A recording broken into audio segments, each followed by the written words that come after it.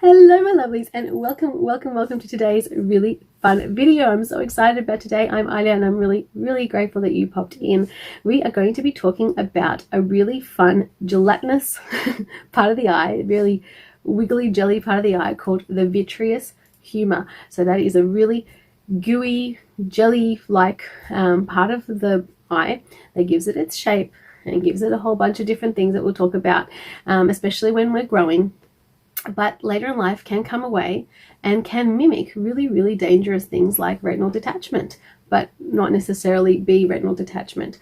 Or other way around, you may think, oh, just a bit of this, just a bit of that, it might be a headache, might be this, but really it is something a little bit more dangerous like retinal traction, where this jelly, as it comes away, actually pulls on the back of the eye. If you're interested in hearing me talk about PVD, or posterior vitreal detachment, so the back of the vitreous humor coming away from the retina, and the things that can happen when it does that, please do stick around to see me create this look and hear a little bit more about this very fun jelly part of the eye that sits there quietly and doesn't do too much really, and then it can be a bit of a naughty one. So stick around and hear a little bit more about that.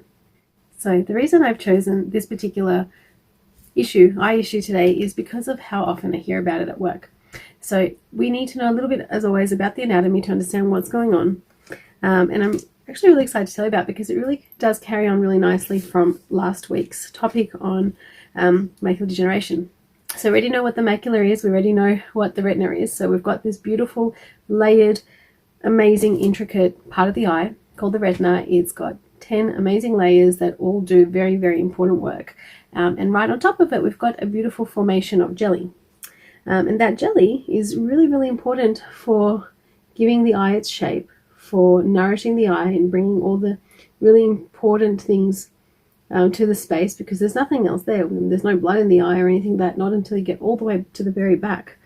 So, you've got all these important proteins and things swimming around in there, really important. But eventually what happens is the attachment or the connection might not be too strong and things may start to separate.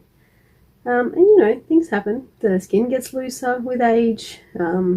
Sometimes we get scar tissue or a bit of trauma and things come away and get a little bit disformed, or they change somehow, and that's all right. These things do happen. The important thing is, under those circumstances, that we don't then experience any kind of bad long-term side effects. So for example, we don't get a tear in that place or a hemorrhage in that place, so like a bruise. We don't get any kind of scarring or swelling, things like that. So what happens when the jelly comes away usually is nothing at all. Most people wouldn't have a clue that has happened.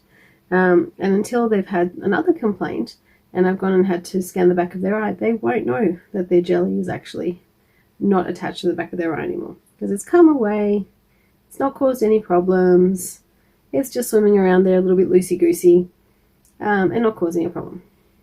But occasionally what will happen is somebody will come in, panicked usually, flashing lights, big bolts of lights, big thunderbolts, or C-shaped curves, or just big on and off type of flashes in their eye, all kinds of crazy stuff like that going on. Sometimes getting this vivid wave of little black dots, or perhaps one giant big thick dot, or maybe a little bit of distorted vision. Someone else might complain of this sort of on-off sensation in the eye. All these things can most definitely mean not just a vitreal detachment, so the vitreous coming off the PVD, posterior vitreal detachment, as I said before, but a retinal detachment or a retinal tear, which is way more scary, right? So how do we differentiate between the two? Well, the reality is we don't really know until we have a look, because the exact same things are getting pulled on and are getting tugged on and getting what we call traction, are experiencing traction from where the jelly was attached to where it isn't anymore. Getting these little cells getting all excited, possibly over nothing, but they're getting all excited and they're firing off, and the brain's reading that as a light, because that's all the brain really does read, is a threshold or an on and off switch. So the switch is going off, but the brain isn't able to interpret what it is, because it's not like the normal stuff that we normally get a reaction to, like vision. And you get this sudden appearance of maybe a floaty, which is those little black dots, or one big bad floaty, like big black dot like I mentioned, or photopsia, so flashes of light or appearance of light. And what do you do? It's scary. How can you tell?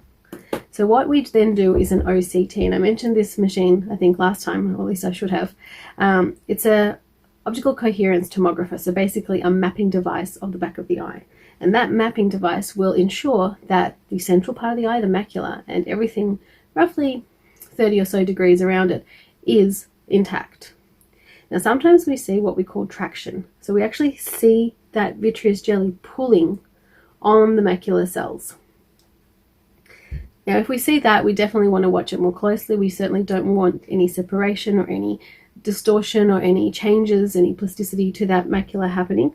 We definitely want to see that macula, especially because it's so important to vision, stay absolutely sound. Unfortunately, that doesn't always happen, but the best thing we can do is watch it really, really closely. The next thing we would do, and this is all happening through usually dilated eyes, is we do a slit lamp exam. And the slit lamp exam, usually done by the doctor, will show all the different peripheral margins of the eye. So much, much wider than what just the initial sight part of the exam gives us. So when the doctor has a look at all the different peripheral parts of the eye, they can see that perhaps it is or is not intact. They might see some fluid forming, they might see some pale areas or some darkened areas, things that just don't look quite right. And often they might find a little, what we call a shoehorn tear. Now we're not talking about a PVD anymore, we're now talking about a retinal tear, or potentially could lead to a retinal detachment. Doesn't always, but it most certainly can. So what's important to remember with PVD or with any kind of appearance of flashing lights or little black dots or anything like that is to definitely present to a specialist, or at least an optometrist, somebody who can dilate your eyes and have a really good look all around inside the eye, potentially also taking some pictures or a map, some sort of a map of the inside of the eye would be really valuable, because then you can track any progress really closely. And making sure that nothing changes going forward. Now the best thing to do with that is to be really just hyper aware of what's normal to your vision.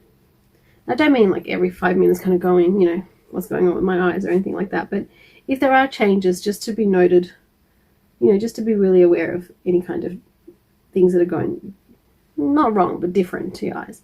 And some changes are completely normal, like we expect things to change all the time. That's just being human. But really, really rampant or really, really weird changes or sudden onset changes, not so much.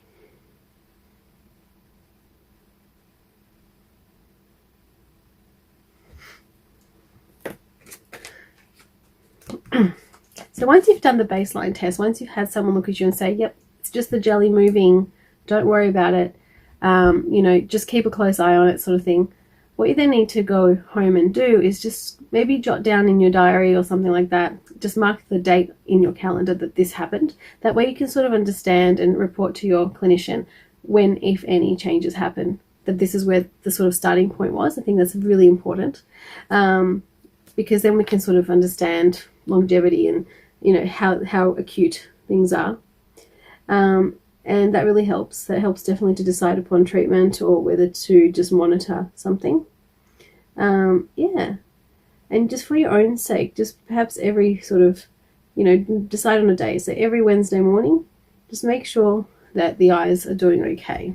So, you know, do the whole, is my right eye okay? Is my left eye okay? And the way I would do that is with an Amsler chart. Even though this can most certainly affect your peripheral vision, in fact, it most likely will affect peripheral vision, not central vision, you're not going to see it if it's in your periphery. So you're not going to realize it or notice it. So the best thing to do is to make sure that at least that your central vision is safe. And a good thing about an Amsler chart, and this is for any kind of back of the eye condition, this is a really great chart. It's just a bunch of straight lines. Here it is. And what that does is it allows you to notice any subtle differences between left and right. And some things will be normal differences and some things will be abnormal differences. And if you wear reading glasses, or if you have an issue with close vision, then put on your glasses to do this test. It's just imperative to know what's normal to your eyes. So once the jelly has come loose, it's very normal for it to move a bit like a net in a bucket of water, just twisting and untwisting, twisting and untwisting. And as it does that, it's very normal to see floaters. And that's what I mean about understanding what's normal for your eyes, because you really want to know whether those floaters were there before, if they've changed at all, if they're new, if they've just shifted, and to really understand, so you can tell your clinician when those floaters are appearing. Is it when you bend over and get back up again and they sort of just flood up but then disappear again? Is it only when you're reading? Is it only when you're driving? Is it only when you're tired? Is it only in the dark? Only in the light? Things like that. It's all very, very useful and valuable to the clinician. Because at the end of the day, we need to be able to differentiate at how big of a risk are you for a retinal detachment, because that is much, much more, I guess, sinister and needs much, much closer attention. PVDs are often more scary than what they are damaging. They can lead to other things as well. They can lead to the back of the eye becoming a little bit uneven. It can lead to different kinds of plastic changes or physical changes, mechanical changes to the back of the eye that can affect vision. Don't always, but definitely can affect vision. So these are all things that are going to be really important going forward to your clinician or to your doctor who is overseeing this. They're incredibly common, PVDs. They're incredibly, they're a lot of the time they can be absolutely of no consequence whatsoever and shouldn't scare anybody. But the thing about them is that they can be silently doing a little bit of damage. So once you've got one, it's really important that you get your eyes dilated, I would say at least once every year, 18 months, and just to make sure that everything is sound and okay and there's no damage happening. And of course, as always, it's a really good idea to keep your immune system up. Make sure that all those layers are really, really strong and healthy and can withstand things like that. Make sure that your vessels are healthy so they're not going to go popping and bleeding and causing damage anywhere. And you can only do your best, you know, things like healthy diet and lots of fresh air where possible, things like that. And I have had one doctor that I worked for recommend good hydration. So not just drinking a lot of water, but actual good hydration. So healthy mineral intake as well. He swore by it. I couldn't really tell you any articles I've read on the matter, but anecdotally that's what he really recommended for just general good vascular health as well. And you don't really hear people talk about that as much, but definitely hydration is important for our general well-being. All right, guys, if you enjoyed today's session and today's info and you're interested in certain eye conditions that maybe I won't come around to for weeks and weeks, but you really want me to talk on it, send it through to me. You can definitely contact me on Instagram or Facebook through the DMs. Then anyway, there's things going on there all the time as well. I'm trying to be a little bit more active on my social media lately, just to keep in touch with everyone. And I feel like, you know, once or twice a week uploading on YouTube is not enough. You know, I really feel out of touch otherwise. So definitely go over to whichever platform you're more familiar with. And if you haven't yet subscribed, I really don't know what you're waiting for. Big red button down there. If it's red, it means you haven't clicked it yet. And please go ahead and click it. It just means that YouTube's going to send you a little kind of blink that, hey, Alya's has got a new video up. So Alya will be very happy that you clicked over and jumped on and had a little bit of a look. What did you think of the makeup today? I don't know. I've kind of winged it a little bit. Literally winged it.